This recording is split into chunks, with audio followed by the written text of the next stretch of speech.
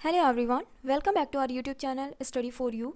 Friends, CTET 2022 जो दिसंबर में exam होने वाला है, तो यहाँ पे हम जो आपको प्रैक्टिस सेट लेके आए हैं, प्रैक्टिस सेट नंबर 2 है और इसमें सारे के सारे, हालांकि हमारे जितने भी प्रैक्टिस सेट हैं उसमें सभी के सभी प्रीवियस ईयर क्वेश्चंस हैं। तो उससे रिलेटेड आपके आने वाले एग्ज़ाम में कैसे क्वेश्चंस बन सकते हैं, क्या क्या पूछा जा सकता है, उन सब के बारे में हम आपको इस वीडियो में बताएंगे। तो प्रैक्टिस सेट के साथ साथ हम एक्सप्लेनेशन भी देखेंगे, उसके ऑप्शंस के बारे में भी अच्छे से जानकारी लेंगे। तो वीडियो के पूरा अंत तक बने रहें और प्रैक्टिस सेट ज़रूर लगाएं, ठीक है। तो आइए क्वेश्चन नंबर 1 पढ़ते हैं, क्या है। तो फर्स्ट क्वेश्चन है, which of the following is not obtain from petroleum. निम्नलिखित में से पेट्रोलियम से क्या प्राप्त नहीं होता है। Guys, most of the student mistake ये करते हैं कि वो क्वेश्चन तो पढ़ेंगे लेकिन ध्यान से नहीं पढ़ेंगे। वो क्या पढ़ेंगे, निम्नलिखित में से क्या पेट्रोलियम से प्राप्त होता है। ये पढ़ने के बाद वो डीजल या जो जिसमें पहले नज़र पड़ी उन्हें लगा ये पेट्रोलियम से प्राप्त होता है, टिक लगा के आगे बढ़ जाते हैं। यही सबसे बड़ी मिस्टेक होती है। उन्हें ध्यान से वो नहीं को एकदम नज़रअंदाजी कर देते हैं या ध्यान ही नहीं देते हैं। तो आपको क्वेश्चन सबसे पहले पहला स्टेप है आपको क्वेश्चन ध्यान से पढ़ना है, उसके बाद ही ऑप्शन में जाना है। तो क्वेश्चन है आपका कि निम्नलिखित में से पेट्रोलियम से क्या प्राप्त नहीं होता है, इनमें से जो ऑप्शन है। तो आपका करेक्ट आंसर है कोल या कोयला, ठीक है। ये पेट्रोलियम से प्राप्त नहीं होता है। पेट्रोलियम से डीजल भी बनता है, पेट्रोलियम से मोम भी बनता है जिसे हम वैक्स या और पेट्रोलियम से ग्रीस भी बनता है, ठीक है। हम पेट्रोलियम के बारे में अच्छे से पूरा डिटेल में देखेंगे। मैंने आपको स्लाइड दे के रखा हुआ है, आप चाहें तो उसका स्क्रीनशॉट ले लें या फिर आप उसको अच्छे से समझें और पढ़ें, ठीक है। तो गाइस, पेट्रोलियम से क्या प्राप्त नहीं होता है, कोयला। मैं आपको कोयले के बारे में बताऊं तो भारत में सर्वाधिक कोयला झारखंड में पाया जाता है।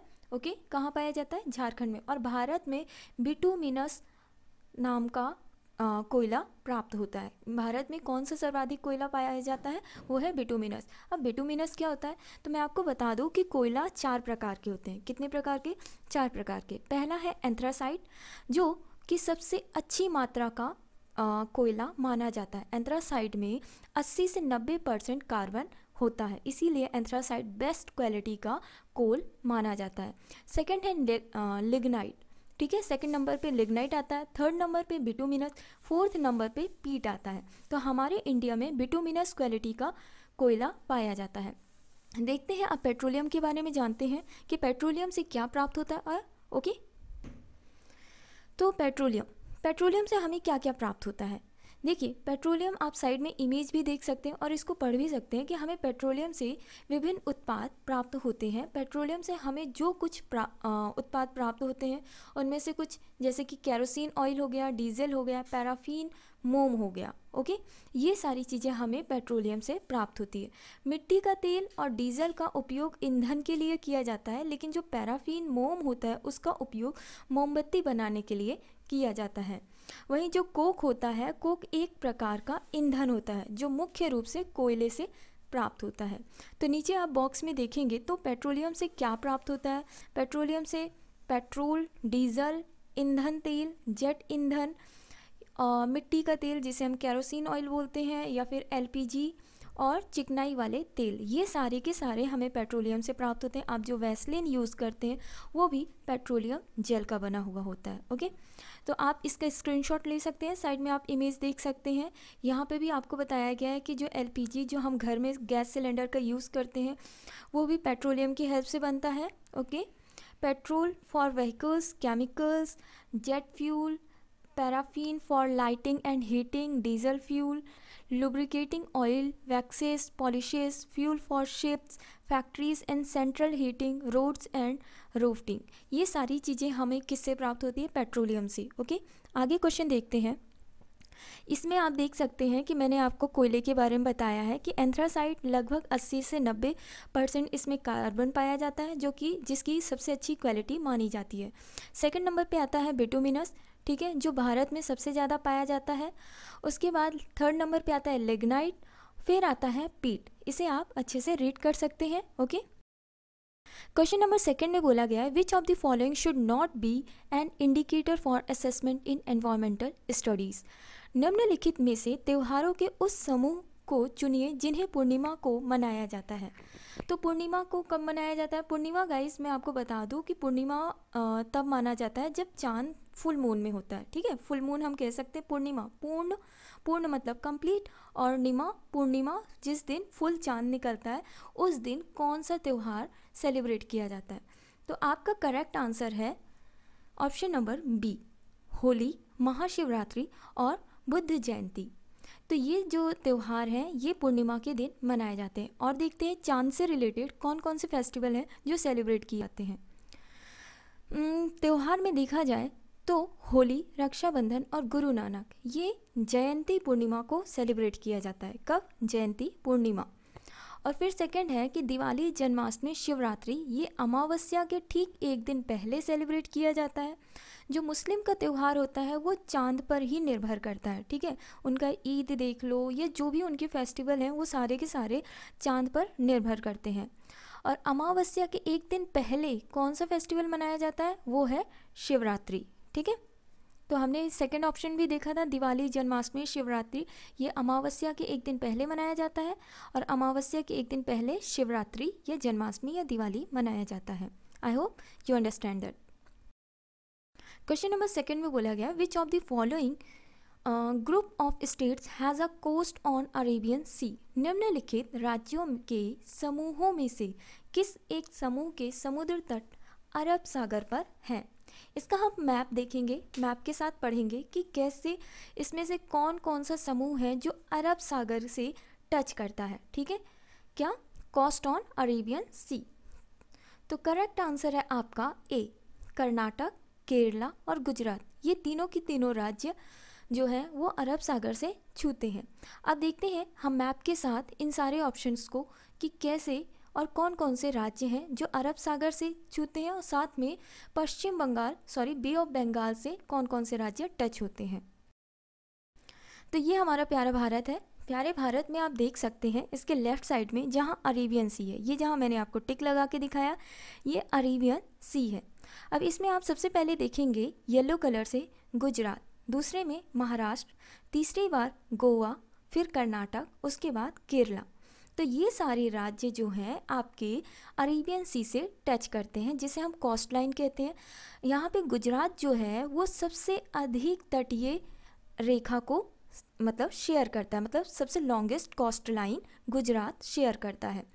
उसके बाद हम बे ऑफ बंगाल के साइड आएंगे राइट साइड में, तो सबसे नीचे आप देखेंगे, नीचे से चलेंगे, तमिलनाडु जो बे ऑफ बंगाल से टच होता है, फिर Andhra Pradesh, bay of Bengal, Orissa bay of Bengal के साइड में, और वेस्ट बंगाल भी बे ऑफ बंगाल के साइड में। तो टोटल कितने समुद्र तटीय क्षेत्र हो गए या समुद्र तटीय राज्य हो गए? तो हम गिनेंगे तो गुजरात 1, महाराष्ट्र 2, गोवा 3, कर्नाटका 4, केरला 5, फिर तमिलनाडु 6, आंध्र प्रदेश 7, उड़ीसा 8, देन वेस्ट बंगाल 9। तो टोटल कितने राज्य हैं? टोटल 9 राज्य हैं जो किससे होकर गुजरते हैं? कोस्ट लाइन या समुद्र तटीय रेखा से होकर गुजरते हैं। ओके,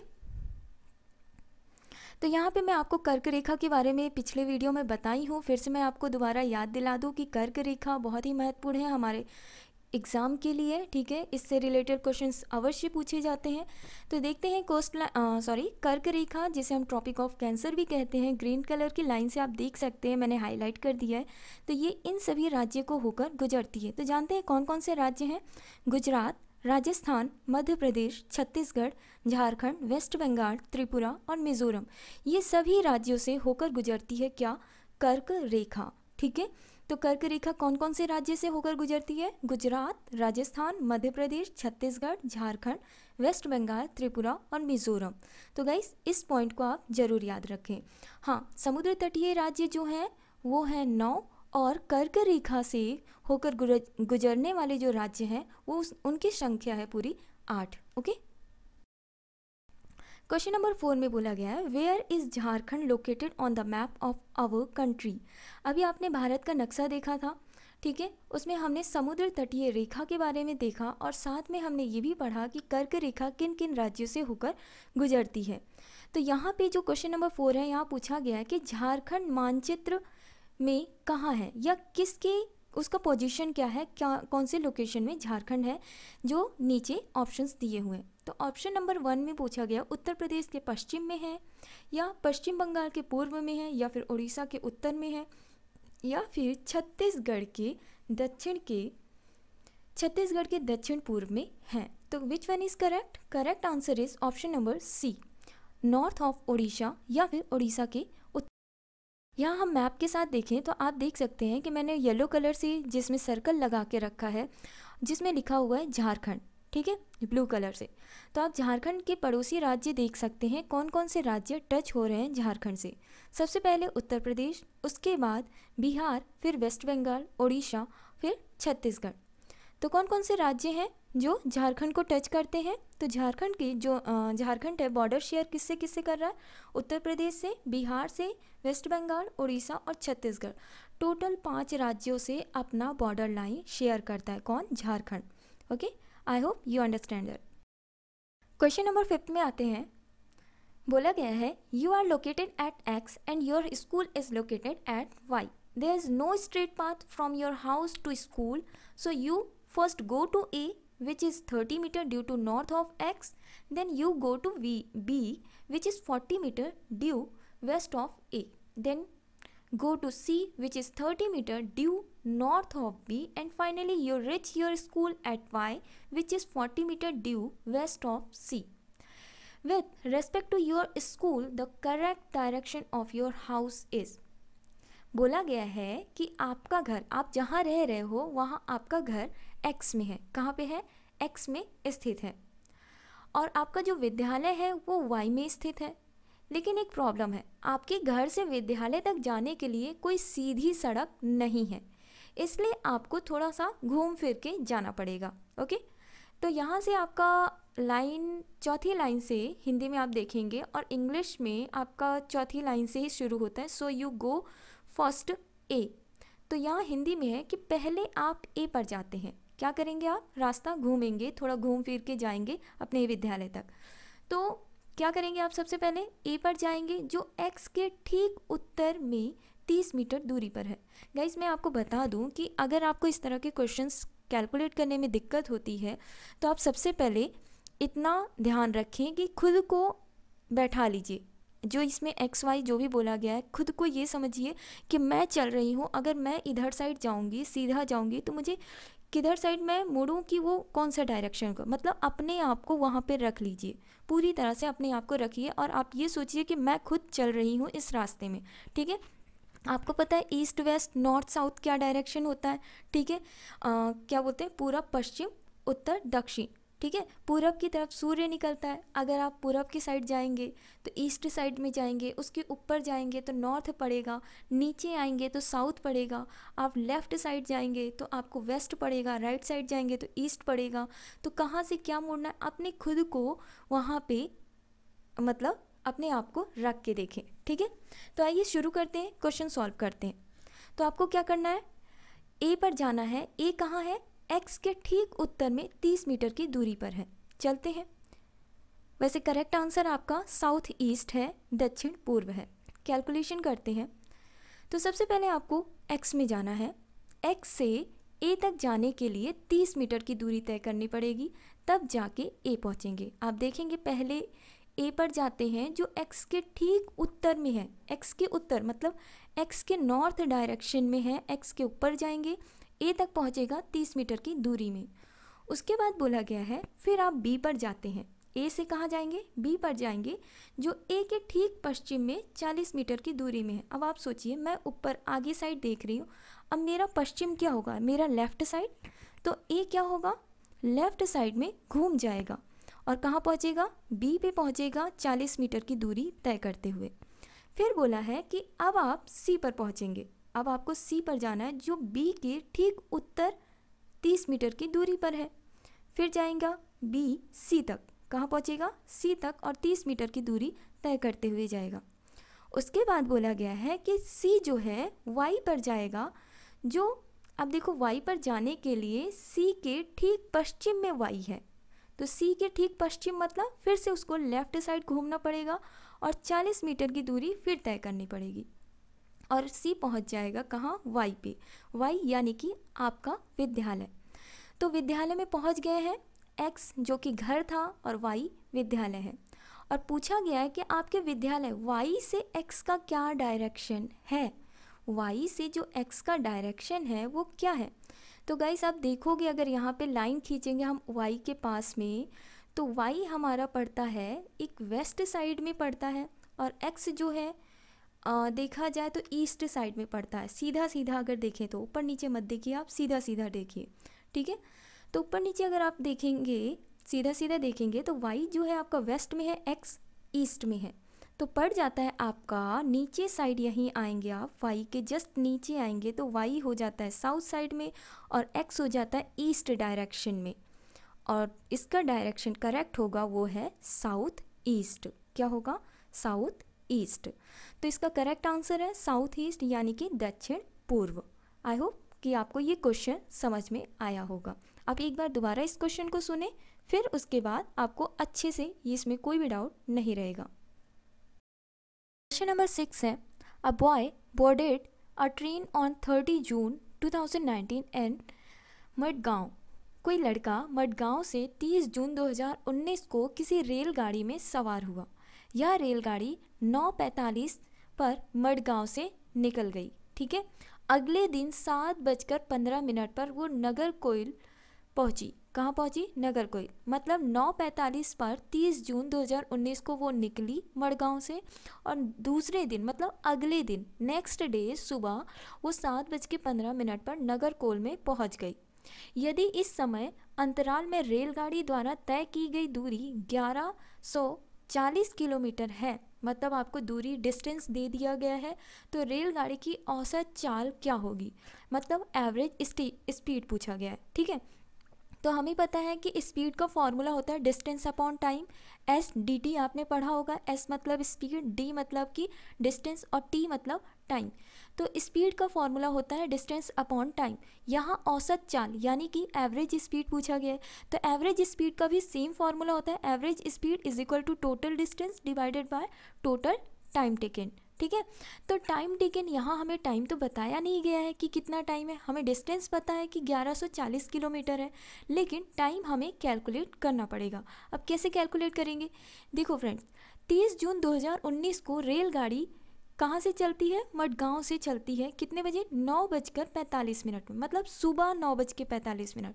आप लोग को पता है कि 24 घंटे होते हैं। अगर 24 घंटे का टाइम शाम को पूछा जाता है, इवनिंग टाइम, तो 12 बजे के बाद क्या आता है? 13, ठीक है। अगर दोपहर को 1 बजे होंगे तो उसको 13 बजे दिखाया जाएगा।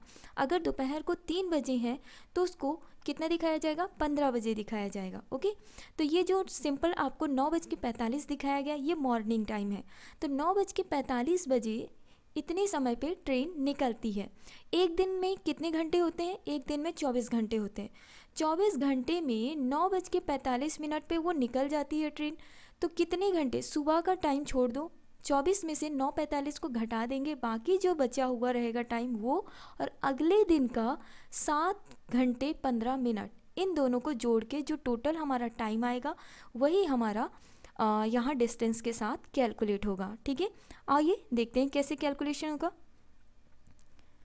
तो ये है पूरा, मैंने पहले से ही फॉर्मेट बना के रखा है। कैसे? 30 जून 2019 को ट्रेन निकलती है, अगले दिन 7:15 मतलब 9:45 पे मडगांव से निकलती है और 7:15 पे नगरकोइल में पहुंचती है। तो हमें पता है एक दिन में 24 घंटे होते हैं, और जो ट्रेन है वो 9:45 पे निकली है। तो कितने बचे हुए घंटे हैं? 14 घंटे 15 मिनट तक वो चल रही है ट्रेन, और अगले दिन 7:15 पे पहुंचती है। तो एक तो आज का दिन वो पूरा चली, मान लो आज ही है कितना? 30 जून 2019, सपोज दैट आज ही 30 जून 2019 है। सुबह 9:45 पे आपकी ट्रेन निकलती है, ओके। सुबह 9:45 पे निकलती है, मतलब वो चल रही है, सारा दिन चल रही है, रात को 12 बजे तक चलेगी। तो सुबह 9:45 से लेकर रात को 12 बजे तक, मतलब इन 24 घंटे में टोटल 14 घंटे 15 मिनट तक अभी ट्रेन चली है। और अगले दिन 7 घंटे मतलब 7:15 पे पहुंचती है, यानी कि 12 बजे के बाद 1 घंटे 2 घंटे 3 घंटे 4 घंटे, मतलब टोटल 7 घंटे चली है। तो दोनों टाइम को हम नीचे प्लस कर लेंगे, कुल लगा समय 14 घंटे 15 मिनट और 7 घंटे 15 मिनट, दोनों को प्लस करेंगे तो टोटल टाइम आएगा 21 घंटे 30 मिनट, ठीक है। तो जो ट्रेन है टोटल कितना टाइम ले रही है 21 आवर्स 30 मिनट। ओके, तो रेल द्वारा तय की गई दूरी कितनी है 1140 किलोमीटर। मैंने आपको बताया कि एवरेज स्पीड का फॉर्मूला होता है total distance divided by total time taken, या फिर एवरेज डिस्टेंस नहीं, यहाँ पे वही औसत दूरी डिवाइडेड बाय औसत समय। तो हम डिवाइड कर देंगे डिस्टेंस को टाइम से, तो हमारा करेक्ट आंसर आएगा 53.52 किलोमीटर, यानी कि इसमें 53.5 तो कहीं नहीं दिया है, तो हम 53 किलोमीटर करेक्ट आंसर लगाएंगे। ठीक है, आइए नेक्स्ट क्वेश्चन। क्वेश्चन नंबर 7 में बोला गया है कि हमारे देश के एक जंगल में उस जंगल के लोगों यानी कि आदिवासी लोगों को खेती करने के लिए ग्राम सभा ने या फिर कह लो पंचायत द्वारा कुछ एक यूनिट में खेती उनको प्रोवाइड की गई है, मतलब ज़मीन दिया गया है कि वो वहाँ पे अपना खेती कर सकते हैं। ठीक है, जिसे क्या कहा जाता है, जिसे टिन कहते हैं। ठीक है, तो आवंटित की जाती है, तो टिन क्या है, क्या है टिन? टिन है a land from which a produces 1 tin of seed farmer, वह भूमि जिससे कोई किसान 1 टिन बीज उत्पन्न करता है उसे टिन कहते हैं। ठीक है, क्वेश्चन नंबर 8 में बोला गया है कि नीचे दिए गए शहरों में से किस एक में रेत के पहाड़ जिन्हें रेत के टीले कहा जाता है पाए जाते हैं। तो रेत के टीले आबू धाबी में पाए जाते हैं। तो आबू धाबी कहाँ है गाइस? यूएई। कहाँ? यूएई में। ठीक है, यूनाइटेड अरब अमीरात, वहाँ पे आबू धाबी है, जिसे रेत के टीले कहा जाता है क्योंकि यहाँ पे रेत के पहाड़ बहुत पाए जाते हैं। क्वेश्चन नंबर 9 में है, हम सभी पुराने कुओं को देखते हैं जो अब सूख गए हैं। हमारे बड़े यह कहते हैं कि अब से लगभग 25 से 30 साल पहले इन कुओं में काफ़ी पानी रहता था, लेकिन अब ये पूरी तरह से सूख गए हैं। तो इनमें से जो ऑप्शन दिए गए हैं, इनमें से आपको बताना है कि कौन कौन से ऑप्शन सही हैं, कुआं के सूखने का कारण कौन कौन से हो सकते हैं। निम्नलिखित में से कुओं के सूखने के संभावित सही कारणों को चुनिए। ऑप्शन नंबर 1 में बोला गया है कि जिन झीलों या फिर जिन तालाबों में वर्षा का पानी इकट्ठा होता था अब वहाँ नहीं रहे, मतलब कि अब झील और तालाब नहीं रहे। ऑप्शन नंबर बी में बोला गया है पेड़ों, कुओं और आसपास के क्षेत्रों की ज़मीन अब कोल तार या फिर सीमेंट से ढक गई हैं। ओके, थर्ड नंबर है कुओं का कोई उपयोग नहीं करता क्योंकि हर घर में टोटियाँ लगी हुई है। ऐसा कुछ नहीं है कि हर घर में टोटियाँ लगी हुई इसकी वजह से कुओं का उपयोग नहीं किया जा सकता है। डी ऑप्शन है भूमिगत पानी को खींचने के लिए कई विद्युत मोटर चालित पंप लग गए हैं। ये भी रॉन्ग आंसर हो सकता है, या फिर देखते हैं, आप गेस करें और बताएं कि कुओं के सूखने के संभावित सही क्या क्या कारण हो सकते हैं। तो देखिए, ऑप्शन नंबर ए में बोला गया है कि जिन झीलों में वर्षा का पनी इकट्ठा होता था अब वो झील ही नहीं रहे, अब वो तालाब ही नहीं रहे। बात सही है, ऑप्शन नंबर 1 बिल्कुल करेक्ट रीज़न है, क्योंकि आप देखेंगे कि जो पहले झीलों या तालाब थे वो सूख चुके हैं। ठीक है, सूखने के बाद वहाँ पे कोई प्रोजेक्ट स्टार्ट कर दिया गया है, कोई फैक्ट्री स्टार्ट है, या वहाँ पे कोई सोसाइटी बन चुकी है, सोसाइटी बस चुकी है, घर बन चुका है, बिल्डिंग बन चुके हैं, ये सारी चीज़ें हो चुकी हैं। तो झील और तालाब सूख चुके हैं जहाँ पे वर्षा का पानी अब इकट्ठा नहीं हो पाता है। ऑप्शन नंबर 2 में बोला गया है कि पेड़ों, कुओं और आसपास के क्षेत्रों की ज़मीन अब कोल तार या सीमेंट से ढक गई है। ये भी ऑप्शन सही है, क्योंकि हम देख रहे हैं कि पहले के टाइम पे अगर आज से 25 से 30 साल पहले जाएंगे तो आपको ज़्यादातर कच्चे घर दिखते थे और कच्ची रोड दिखती थी, लेकिन प्रेजेंट टाइम में आप देखेंगे तो आपको ज़्यादातर पक्के घर दिखेंगे। ठीक है, वो भी हर जगह प्लस्तर रहेगा, आगे बरामदा भी प्लस्तर है, सारे कमरे भी नीचे के प्लस्तर हैं। ठीक है, और रोड भी पूरी जीटी रोड रहेगी, चौड़ी चौड़ी रोडें रहेंगी, मतलब ज़्यादातर ज़मीनें सीमेंट से ढकी हुई रहती हैं, कोल तार या सीमेंट से ढकी हुई रहती हैं, जिसके कारण क्या होता है, पेड़ों और कुएँ क्या होते हैं कि इनका पानी सूख चुका है। ठीक है, ऑप्शन नंबर सी में बोला गया कुओं का कोई उपयोग नहीं करता क्योंकि हर घर में टोटियाँ लगी हुई हैं। गाइस, जब कुएं में पानी ही नहीं रहेगा तो कुएं का उपयोग कौन करेगा? ठीक है, तो ऑप्शन नंबर सी करेक्ट नहीं है, ये कारण गलत है। ठीक है, ऑप्शन नंबर डी में बोला गया कि भूमिगत पानी को खींचने के लिए कई विद्युत मोटर चालित पंप लग गए हैं। बिल्कुल आप सब जानते हैं कि आज के टाइम पे हर घर में एक समरसेबुल, मतलब कि जो इलेक्ट्रॉनिक अंडरग्राउंड वाटर वाला सिस्टम है, ठीक है, वो हर घर में लग गया है, जिसके कारण क्या हो रहा है कि ज़मीन में अंडरग्राउंड में वाटर की कमी हो रही है और कुएं के पानी सूख जा रहे हैं। तो ऑप्शन यहाँ पे करेक्ट होगा ए, बी और डी, ठीक है। क्वेश्चन नंबर सेकंड में बोला गया है which of the following should not be an indicator for. Next है in EVS concept and issues have not been compartmentalized into science and social science. Why? पर्यावरण अध्ययन में संकल्पनाओं और मुद्दों को विज्ञान और सामाजिक विज्ञान विषय के रूप में नहीं रखा गया है, ऐसा क्यों किया गया है? तो सीबीएसई के द्वारा पर्यावरण अध्ययन के पाठ्यक्रम को इसी प्रकार से निर्धारित किया गया है इसलिए, या फिर इस आयु वर्ग के बच्चे अपने परिवेश को समग्र रूप में देखते हैं इसलिए, या तो यह शिक्षण अधिगम की एक अच्छी युक्ति है, या फिर ऑप्शन नंबर डी में बोला गया यह पाठ्यक्रम के भार को कम करने के लिए है। तो मैंने आपको बताया कि हमें जितने भी सीडीपी साइकोलॉजी के क्वेश्चंस होंगे, ठीक है, सीडीपी से रिलेटेड जितने भी क्वेश्चंस होंगे उसमें हमें सिर्फ एक चीज़ ध्यान देनी है, वहाँ पे चाइल्ड सेंट्रलाइज्ड होना चाहिए, मतलब बच्चे बाल केंद्रित होना चाहिए। जहाँ पे बच्चे की भलाई की बात की गई होगी वो ऑप्शन आपका करेक्ट माना जाएगा। तो ऑप्शन नंबर डी में आप देखेंगे तो पाठ्यक्रम के भार को कम करने के लिए ऐसा किया गया है कि बच्चों के जो ईवीएस है उसमें विज्ञान और सामाजिक विज्ञान के रूप को नहीं रखा गया है, मतलब जो साइंस और सोशल साइंस है उन सारे सब्जेक्ट्स को, उन सभी के मुद्दों को इसमें नहीं रखा गया है। क्यों नहीं रखा गया है? ताकि बच्चों को भार ना हो, उनके भार को कम करने के लिए ऐसा किया गया है। It is for decreasing the syllabus, या पाठ्यक्रम के भार को कम करने के लिए किया गया है। क्वेश्चन नंबर 11 बोला गया है which of the following is true with reference to EVS subject for class first and class second. निम्नलिखित में से कक्षा 1 और कक्षा 2 के लिए पर्यावरण अध्ययन विषय के संदर्भ में कौन सा ऑप्शन करेक्ट है? मतलब जो आपका ईवीएस सब्जेक्ट है कक्षा 1 और कक्षा 2 के लिए कौन सा सही ऑप्शन दर्शाता है, ये आपको बताना है।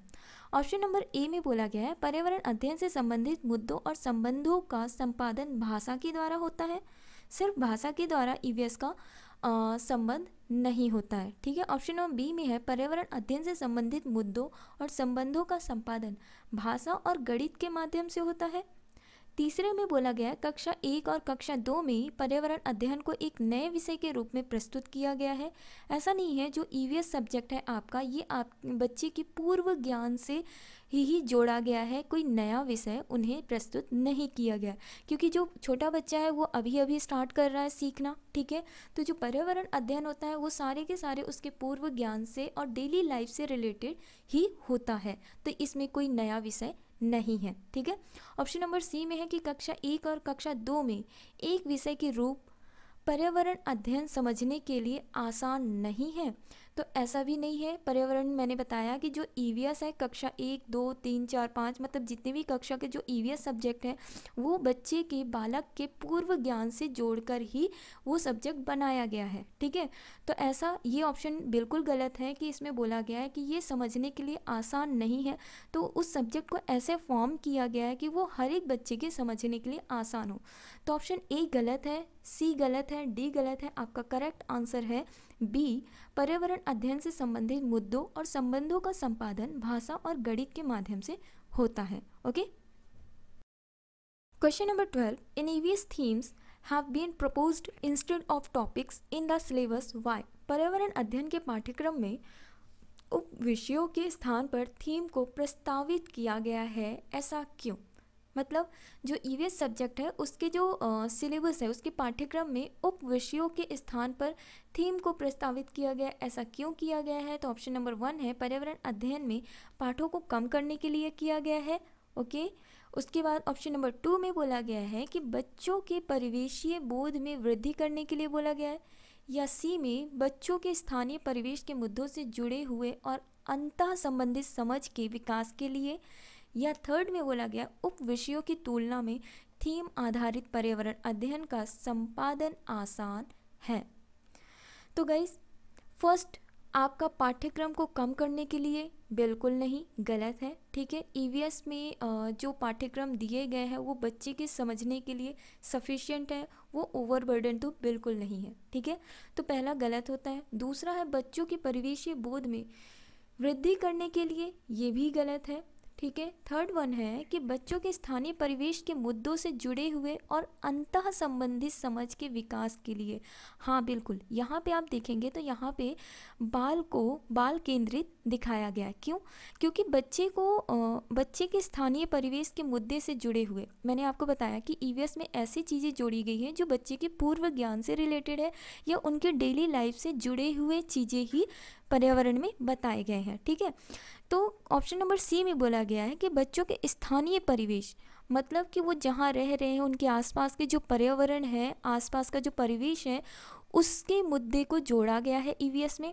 और अंतः संबंधित समझ के विकास के लिए, मतलब वो खुद से समझ सके, इस तरह से उसको बनाया गया है। ठीक है, तो बच्चे खुद से समझेंगे, उनका क्या होगा, अंतः संबंधित समझ का विकास होगा, इसलिए ये सब समझ के ईवीएस के पाठ्यक्रम को बनाया गया। तो आपका करेक्ट ऑप्शन सी है।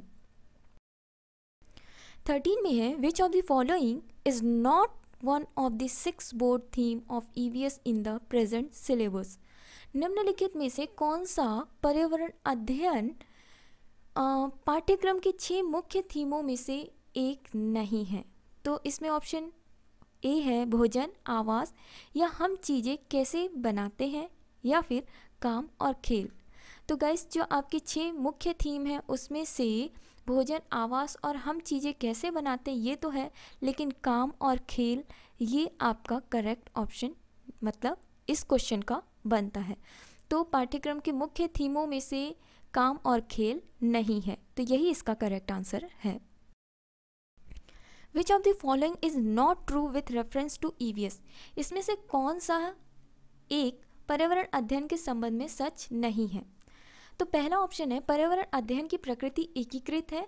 तो गाइस, मैं आपको बता दूं, ऑप्शन मैं अभी एक्सप्लेन कर रही हूँ, ना कि इस क्वेश्चन का आंसर एक्सप्लेन कर रही हूँ। ठीक है, तो ऑप्शन नंबर ए में बोला गया कि क्या ईवीएस की प्रकृति एकीकृत है? तो बिल्कुल हाँ, ये करेक्ट है ईवीएस से रिलेटेड, कि ईवीएस जो है वो एक सब्जेक्ट से नहीं बना है। ईवीएस ढेर सारे सब्जेक्ट का कॉम्बिनेशन है। आप देखते होंगे तो ईवीएस में पॉलिटी की भी चीज़ें हैं, हिस्ट्री की भी चीज़ें हैं, ज्योग्राफी भी है। ठीक है, हमारी डेली लाइफ से रिलेटेड चीज़ें भी हैं, मनोविज्ञान से भी रिलेटेड चीज़ें हैं, मतलब ढेर सारे सब्जेक्ट से और पर्यावरण से रिलेटेड भी चीज़ें डाली गई हैं। तो ईवीएस एक ऐसा सब्जेक्ट है जो कि मतलब ढेर सारे सब्जेक्ट का कॉम्बिनेशन है। ओके, तो पहले ऑप्शन में क्या बोला गया है कि पर्यावरण की प्रकृति एकीकृत है। हाँ बिल्कुल है, इसका प्रकृति जो है एकीकृत है, क्योंकि ये 2 या 2 से ज़्यादा सब्जेक्ट्स का कॉम्बिनेशन है। ओके, तो पहला ऑप्शन गलत होता है। यहाँ पे बोला गया कौन सा सच नहीं है।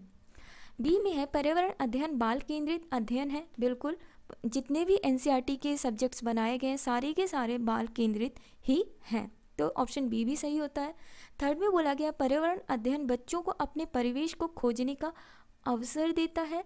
तो बिल्कुल गाइस, मैं आपको बता दूं कि जो भी ईवीएस हम पढ़ते हैं या बच्चे पढ़ते हैं, उनको अपने परिवेश को खोजने का अवसर दिया जाता है। ये ईवीएस जो है उनके डेली लाइफ से रिलेटेड सब्जेक्ट होता है, जो भी उनके साथ होता है, उनके परिवेश से हर एक मुद्दे को, बच्चों से रिलेटेड हर एक मुद्दे को इसमें इन्वॉल्व किया जाता है, ताकि बच्चों का अंतः विकास हो सके। ओके, तो ऑप्शन सी भी इसका ऑप्शन नहीं होगा। ऑप्शन डी में बोला गया है कि पर्यावरण अध्ययन वर्णों और परिभाषाओं पर बल देता है। तो कोई भी सब्जेक्ट बालक को रटाने में ध्यान नहीं देता है। ऑप्शन डी आपका इस क्वेश्चन का आंसर होगा। और अगर देखा जाए तो पर्यावरण के हिसाब से ये ऑप्शन गलत है। तो वही पूछा गया, पर्यावरण के संबंध में सच नहीं है, तो ऑप्शन डी सही नहीं है। Okay, which one of the following is very important in constructing knowledge in EVS. निम्नलिखित में से क्या एक पर्यावरण अध्ययन के ज्ञान की रचना में बहुत ही महत्वपूर्ण है? इनमें से कौन सा ऑप्शन होगा जो पर्यावरण अध्ययन में ज्ञान की रचना करता है बालक के लाइफ में? ठीक है, तो ज्ञान की रचना करने वाला कौन सा पॉइंट है? ठीक है, तो ऑप्शन नंबर 1 में बोला गया बच्चों की सक्रिय भागीदारी। बिल्कुल, बच्चों की हमेशा क्या होनी चाहिए, उनकी सक्रिय भागीदारी हर क्षेत्र में होनी चाहिए। हम इसीलिए बच्चों को पढ़ाते हैं, उन्हें प्रोत्साहित करते हैं, ताकि उनका अंतः विकास हो और सक्रिय, हर एक चीज़ में वो सक्रिय भागीदारी ले। तो ईवीएस का पर्पस होता है ज्ञान की रचना करना, ताकि बच्चे का सक्रिय भागीदारी हर एक क्षेत्र में हो। ऑप्शन नंबर बी में बोला गया बच्चों के ज्ञान को शिक्षकों के ज्ञान से जोड़ना। भाई बच्चों के ज्ञान को शिक्षकों के ज्ञान से जोड़ने का क्या मतलब है, उससे क्या फ़ायदा होगा? तो बच्चे के ज्ञान तो उनके ज्ञान के लिए काम आएंगे ना, शिक्षकों के ज्ञान के लिए थोड़ी ना काम आएंगे। तो ऑप्शन बी गलत होता है, यहाँ पे ज्ञान की रचना नहीं हो रही है अगर उनके ज्ञान को शिक्षकों के ज्ञान से जोड़ा जा रहा है। तो ये तो रटने वाला काम हो गया। ऑप्शन नंबर सी पे आ गया पर्यावरण अध्ययन को कक्षा की 4 दीवारी से बाहर सिखाना। हमेशा ईवीएस में इस चीज़ को याद रखिएगा, ईवीएस हो गया या फिर एसएसटी वाला सब्जेक्ट हो गया, तो इसमें बालक को कैसे सिखाया जाता है? तो बालक को हमेशा बाहरी ज्ञान से सिखाया जाता है, मतलब उनको रियल लाइफ से जोड़कर दिखाया जाता है। मान लीजिए आपका कोई सब्जेक्ट है ईवीएस में बच्चों का चिड़ियाघर से रिलेटेड, ठीक है, एनिमल से रिलेटेड कोई लेसन है, तो उन्हें बुक की किताबें जो पुस्तकीय ज्ञान होती हैं किताबी ज्ञान से बेटर उन्हें बाहर जाकर किसी चिड़ियाघर में ले जाया जाए और तरह तरह के जब वो जानवर देखेंगे, उनके अलग पंख देखेंगे, कलरफुल चीज़ें देखेंगे, वो कैसे हैं, तो बच्चे उस चीज़ से ज़्यादा सीखेंगे। इसीलिए हमेशा पर्यावरण अध्ययन को बाहरी दीवार से जोड़ना चाहिए, ठीक है। ऑप्शन ए सही है, सी सही है। डी में देखते हैं कि बच्चों के स्थानीय ज्ञान को विद्यालय के ज्ञान से संबंधित करना चाहिए।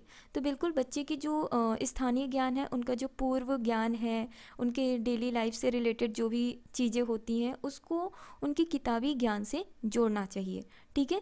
तो ऑप्शन ए, सी और डी करेक्ट आंसर है, बी यहाँ पे गलत होता है। तो इनमें से सही ऑप्शन है ए, सी और डी। क्या है? ए, सी और डी, मतलब ऑप्शन नंबर ए आपका सही आंसर हो जाता है। तो फ्रेंड्स आज के लिए इतना ही। आई होप कि आपको ये वीडियो पसंद आई होगी और वीडियोस में कोई भी डाउट नहीं होगा, किसी भी क्वेश्चन में कोई भी डाउट नहीं होगा। यदि आपको कोई डाउट हो या किसी क्वेश्चंस में कोई भी डाउट हो रहा है, फंस रहे हो, कोई भी सब्जेक्ट का हो सीटेट से रिलेटेड, तो आप मुझे कमेंट बॉक्स में कमेंट कर सकते हैं। वीडियो पसंद आई हो तो वीडियो को लाइक, शेयर एंड चैनल को सब्सक्राइब जरूर करें। Thank you.